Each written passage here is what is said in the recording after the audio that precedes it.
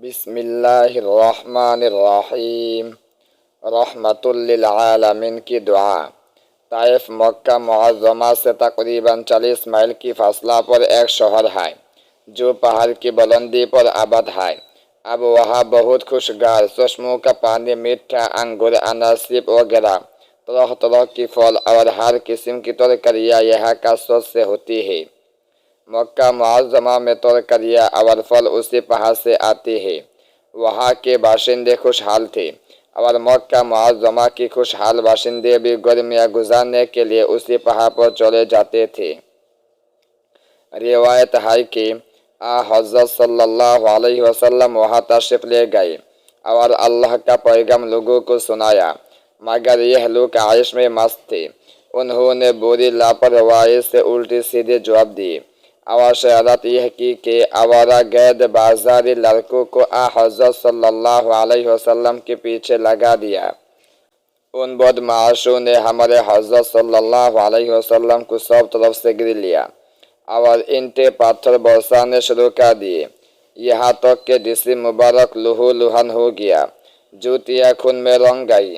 جب آپ زخموں سے چور ہو کر بیٹھ جاتے تو وہ بس بازو تھام کر کھڑا کر دیتے اور جب چلنے لگتے تو پھر پتھر برساتے، ساتھ ساتھ گالیاں دیتے اور تالیاں بجاتے۔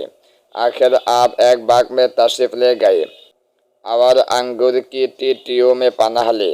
اس باغ کا مالک اگرچہ کافر تھا مگر طبیعت میں کوئی شرافت تھی۔ اس نے آپ کو اس حالت میں دیکھا تو اپنے غلام کے ہاتھ انگور کا ایک گچھا ایک کشتی میں رکھ کر بھیجا۔ آپ نے اس کا شکریہ ادا کیا۔ حضرت زید بن حارثہ رضی اللہ تعالی عنہ اس سفر میں آپ کے ساتھ تھے۔ یہ بھی زخمی ہوئی مگر ان کو اپنا غم نہیں تھا بلکہ اپنے محبوب آقا رسول اللہ صلی اللہ علیہ وسلم کا غم تھا۔